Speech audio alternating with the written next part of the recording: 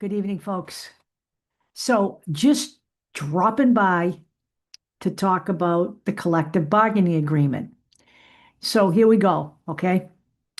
We have now missed the deadline. There is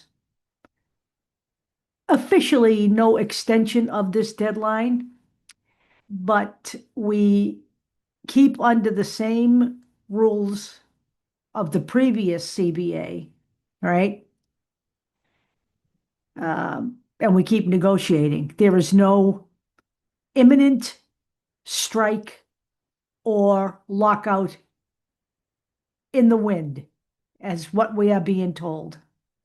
The players will keep negotiating with the WNBA until they get something done, whenever that may be. And could it impact the season? It could. Um, but one thing's for certain, once it's signed, um, free agency is going to be a free for all. Okay. It's going to be speeded up. People will be tripping over themselves trying to get free agents signed. Ideally, it's not the best way to go into a season, but be that as it may, um, that's where we are. We don't have any choice here but to ride this out. Um, and I've been an observer of a few things going on in the last few days that I just want to comment on. Okay. I don't have a highlight reel tonight. I will have one tomorrow night, but I don't have one tonight. But there are some things I want to talk about. Okay. Number one, Unrivaled. Um, what I'm hearing, and no, I haven't tuned in to any of the Unrivaled stuff, and I actually don't intend to. Is not getting the glowing ratings that they anticipated them getting. I think they thought there might be a little bit of a boost because of the whole CBA thing, but it's not panning out. Um, and, look, this is just my opinion, okay? So I don't want anyone to um, think otherwise, all right? 3-on-3 basketball is a great little diversion for the off season, and that's really all it is, okay? I personally do not see Unrivaled as a threat to the WNBA. Okay. I don't. Uh, the WNBA is basketball. 5-on-5 is what the sport is. Okay. If they want to play 3-on-3 in the Olympics, that's great. Okay. They can do that if they want. But to me, it isn't real basketball. Okay. It's a diversion. Okay. It's another way for the players to make money in the off season. It's a nifty little diversion for people who are real basketball addicts and will then tune in and watch 3-on-3 basketball. But I personally am not a fan. So I'm not going to watch it. Um, I'm also hearing, although I haven't seen it, that, um, and I'm hearing this from reliable people, that Paige Becker's intro to Unrivaled has been unspectacular. Look, let me just say this. Paige Beckers and Caitlin Clark are a natural rivalry to have, and I have said that rivalries are good for sports, and I meant that. The Angel Reese, and I've said this before, and Caitlin Clark rivalry did not pan out.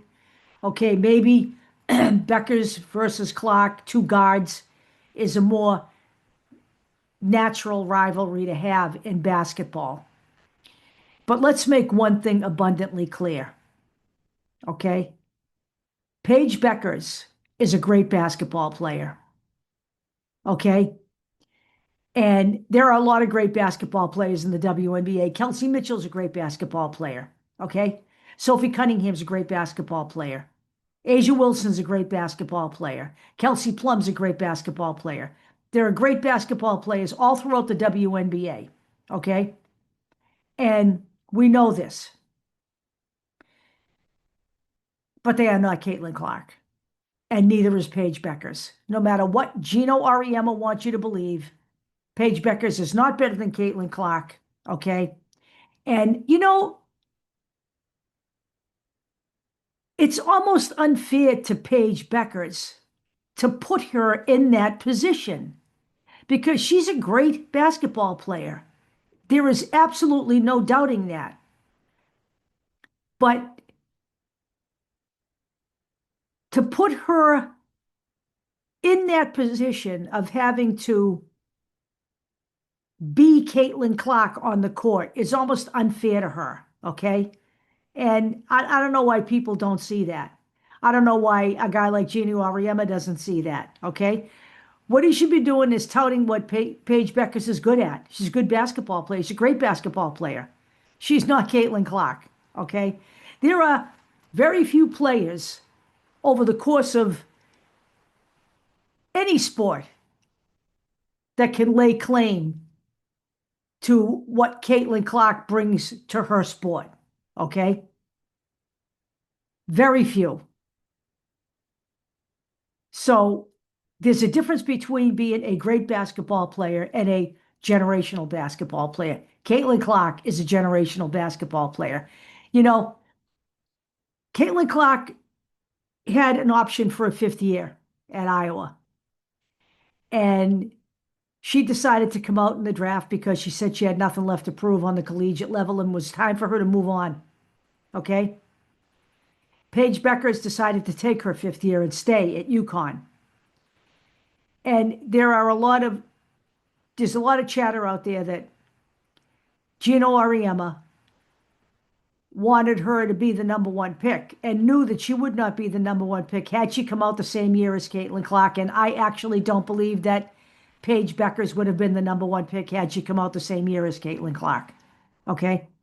I think maybe she would have been the number two pick. But Caitlin Clark was going to be the number one pick no matter what, the undisputed number one pick, no matter what, in 2024. There is no way that Caitlin Clark would not have been the number one pick. So let's think about that and let's understand that. There's only one Caitlin Clark, okay? There will be other Paige Beckers, but there's only one Caitlin Clark for now. Maybe someday there will be another Caitlin Clark. Maybe.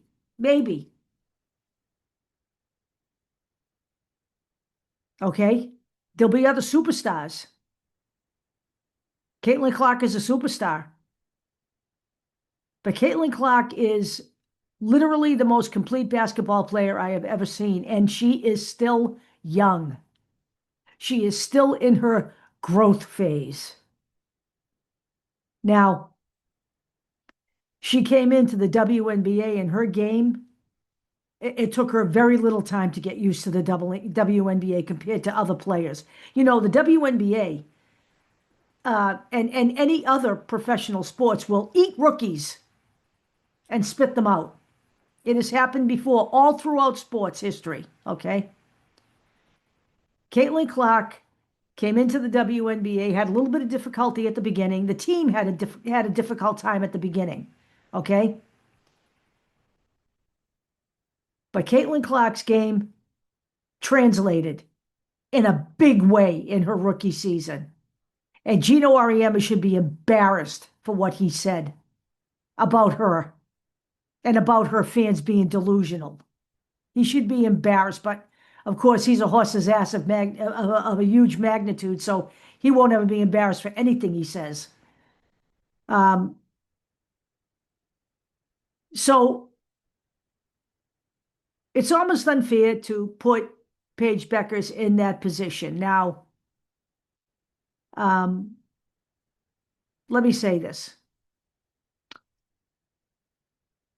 The proof will be when we get back into 5-on-5 basketball and the 2026 season.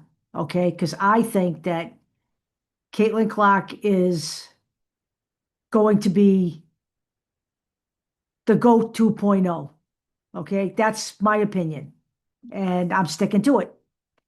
Um, the other thing is now there's all kinds of rumors out there about Caitlin Clark. I mean, I don't know where these people get this shit.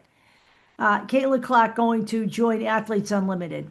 No, Caitlin Clark is not going to join Athletes Unlimited, not now or anytime in the future. Caitlin Clark has already stated that she is going to work towards Team USA basketball, the FIBA qualifying rounds, and work towards the Olympics. She already stated that. She stated that in her exit interview. She has said it several times in the media since her exit interview. And yet people keep pushing the narrative that she's going to go. Now it's Athletes Unlimited. First it was Project B. Now it's Athletes Unlimited. Caitlin Clark isn't going to play anywhere but in the WNBA for the foreseeable future. Okay? And she once again turned down Unrivaled. And maybe that's why Unrivaled's ratings haven't been that great this season. Maybe they thought at the end of the last season that they could score her as a player in their second season, but they failed to do that again. Caitlin Clark is ruling the roost on, you know, being the face of basketball all across this country and abroad. She is the face of women's basketball. Hell, she's the face of women's sports. And she's fast becoming the face of sports. So that's where I am tonight. Just wanted to give you an update. I don't foresee a strike on the part of the players in the immediate future, and I certainly don't see a lockout. But I will say this, and I'm saying this very seriously. The WNBA cannot blow this moment, okay? They cannot blow this moment. They cannot blow the fact that they are now so popular. It is time for them to do the right thing and pay these women fairly. Because without them on the court, it really doesn't matter where you are when you're sitting in the executive offices. All right? So the WNBA, the league, Adam Silver, whoever the hell, cannot afford to blow this moment. I will talk to you guys tomorrow night.